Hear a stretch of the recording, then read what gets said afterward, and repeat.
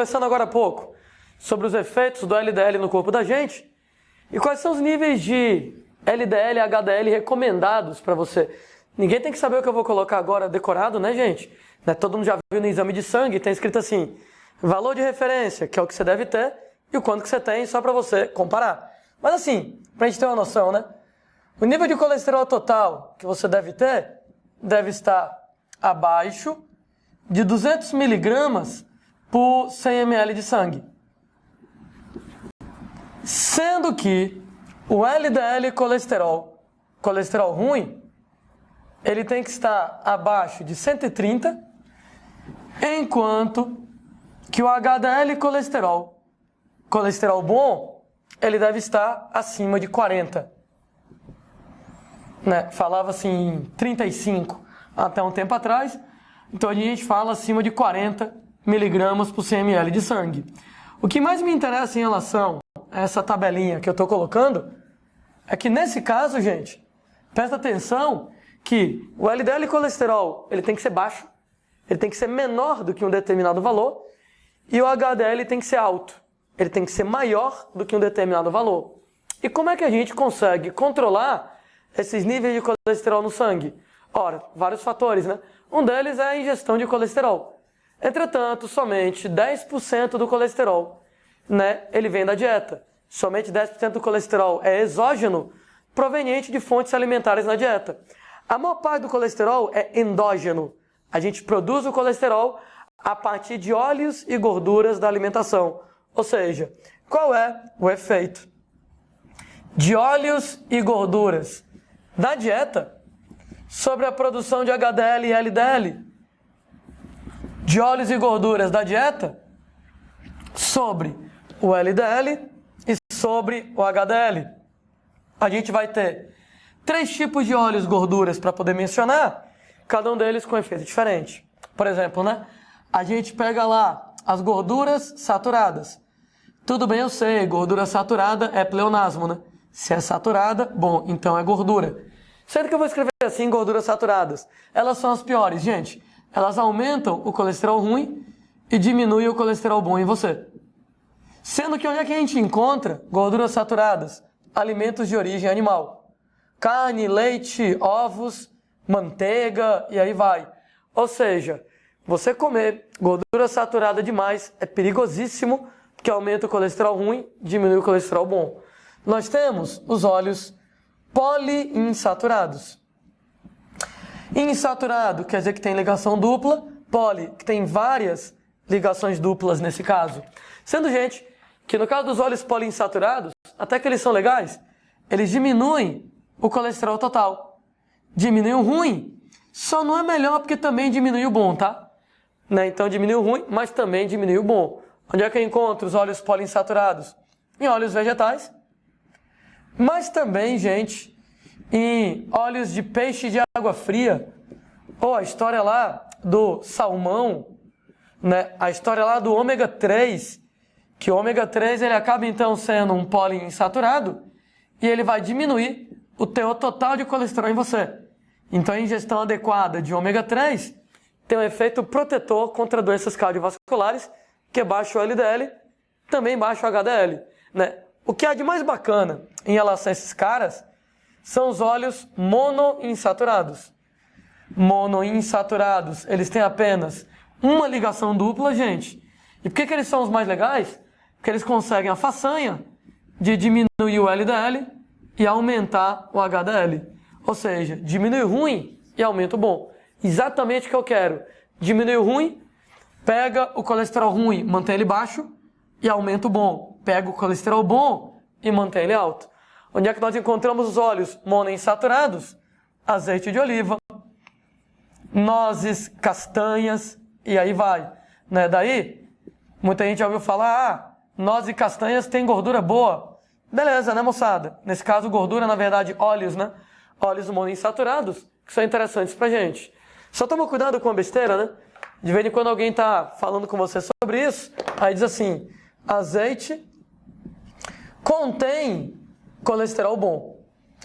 Eita, moçada, essa frase aqui, ela tem 2 erros. Erro número 1, nenhum alimento tem colesterol bom ou tem colesterol ruim. ou o alimento tem colesterol, ou ele não tem. Né? Nesse caso, colesterol bom ou ruim é o colesterol associado a proteínas, na forma de lipoproteínas, no sangue. Então não existe colesterol bom ou ruim no alimento. Só existe colesterol bom ou ruim no sangue. Então no sangue, o colesterol associado com proteínas, LDL, HDL, colesterol ruim ou bom. Então nenhum alimento tem colesterol bom. Segundo erro dessa frase, azeite não tem colesterol de jeito nenhum. Afinal de contas, azeite é vegetal e nenhum alimento vegetal contém colesterol. Nenhum alimento vegetal contém colesterol. Então essa frase, ela está duplamente errada. Como é que ela seria correta? O ideal seria não escrever assim, é você escrever que o azeite estimula você a produzir colesterol bom. Moçada, aí é outro esquema. Então, contém colesterol bom, ele não contém. Nenhum alimento contém colesterol bom ou ruim, isso é só no sangue.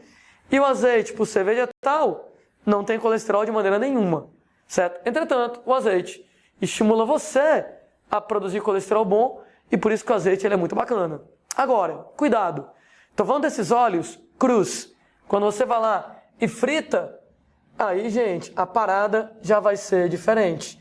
Porque quando você trabalha lá com frituras, o calor da fritura satura os óleos. O calor da fritura, ele vai saturar os óleos. E aí, nesse caso, moçada, uma vez que o calor da fritura satura os óleos, eles passam a se comportar como gordura saturada.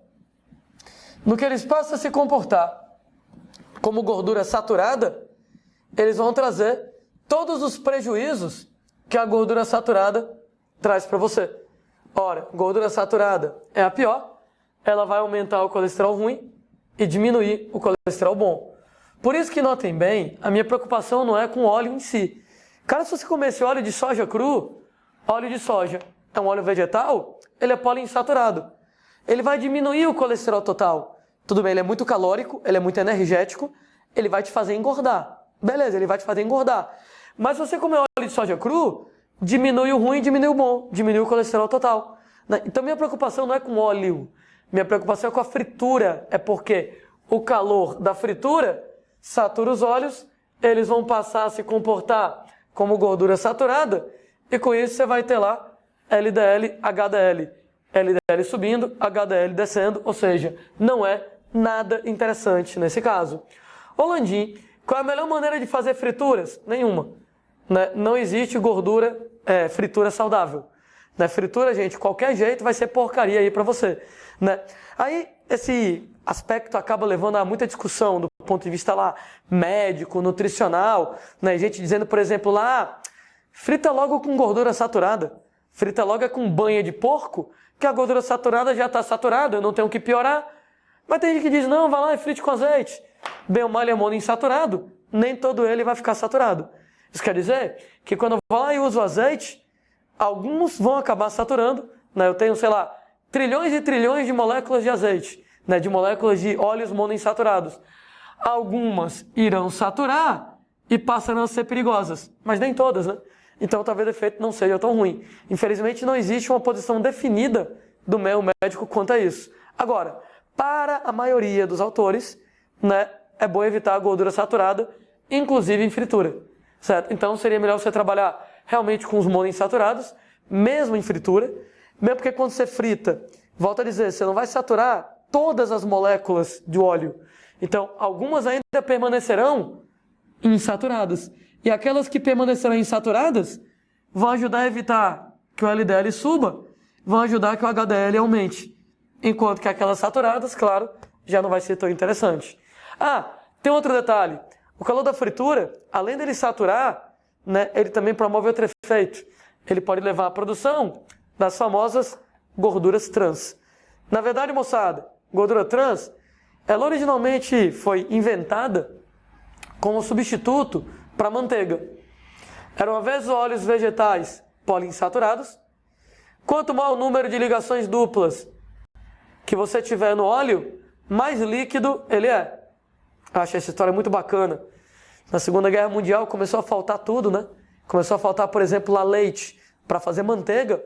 E lá na Inglaterra a moçada né, começou a ficar estressada. Pô, como é que o inglês vai tomar lá o chá das 5 da tarde dele, sei lá, uma torradinha com a manteiguinha, né? Então foi uma espécie de comoção nacional para a moçada encontrar alguma alternativa à manteiga, só que de origem vegetal. Daí a galera se tocou o seguinte: se eu pego um óleo vegetal com várias ligações duplas, líquido, e saturo, ora, saturação, nesse caso, moçada, a adição de hidrogênios, a gente consegue pegar uma ligação dupla, né? Então tá aqui uma ligação dupla. Se eu adicionar hidrogênios, eu vou saturar essa ligação e deixar ela simples. No que você adiciona hidrogênios, no que você satura, você acaba originando gordura vegetal hidrogenada. A famosa gordura vegetal hidrogenada. Agora, cuidado, que ao pé da letra esse nome não é adequado. Porque a gordura vegetal hidrogenada, ela não é gordura de verdade, né? Porque a gordura é saturada,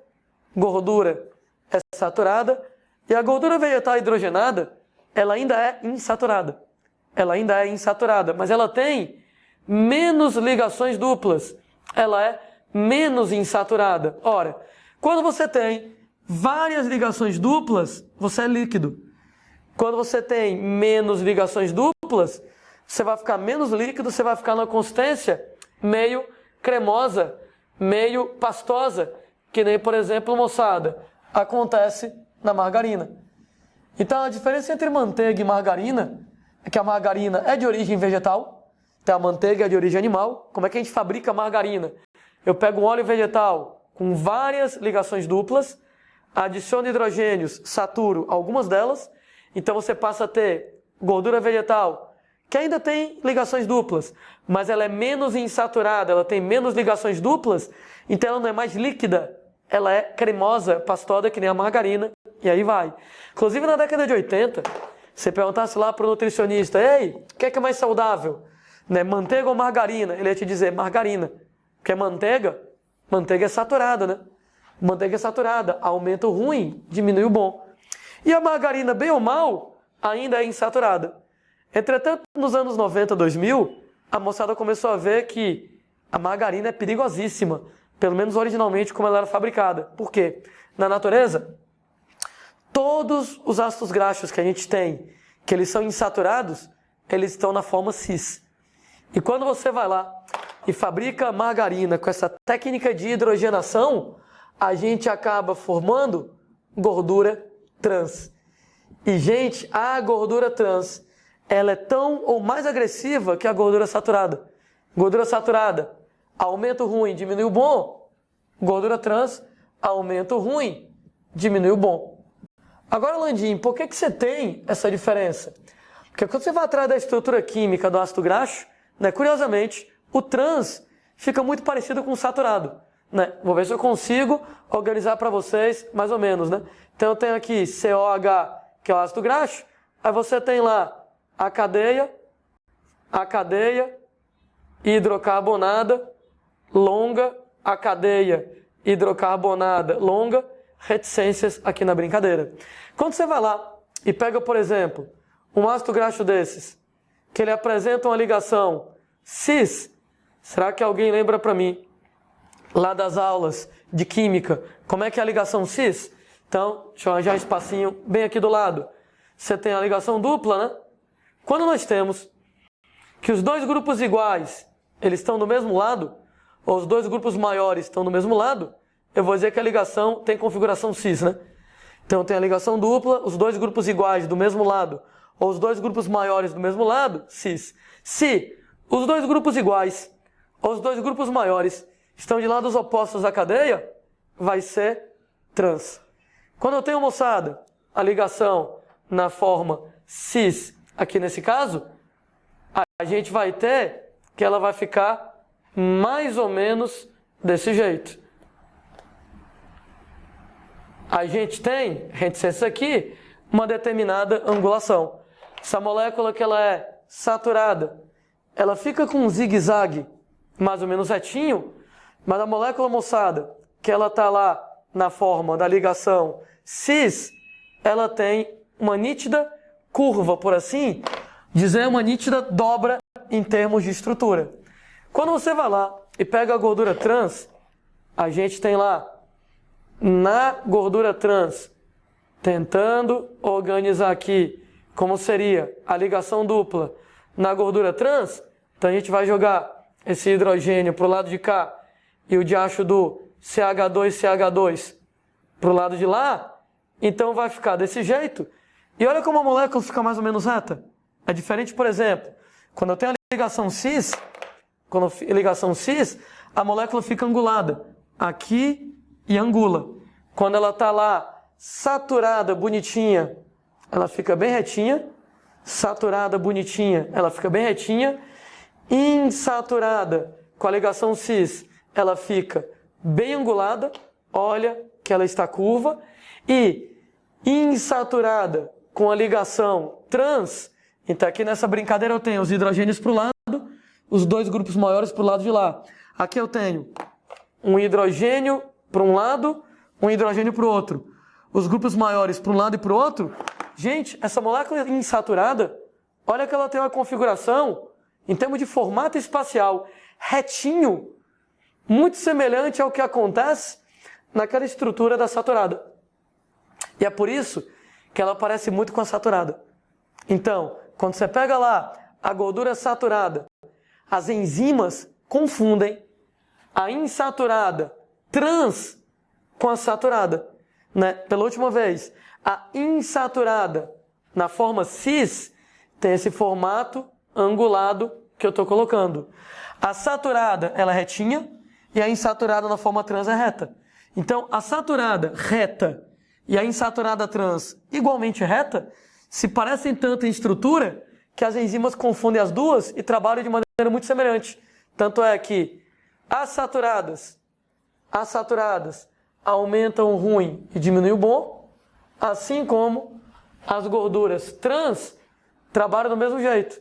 Elas vão aumentar o ruim e diminuir o trans, né? Ou diminuir o bom. Então, aumentar o ruim e diminuir o bom. Sendo que quando a gente trabalha lá com a gordura trans, né, todo mundo sabe que ela é ruim, e é o que eu quero que você de repente saiba. Gordura trans não é legal, gordura trans não é do bem, não existe nenhuma quantidade segura para você comer. Então a gordura trans, ela é tão ou mais agressiva que a gordura saturada, né? Daí é bom que você evite gorduras trans.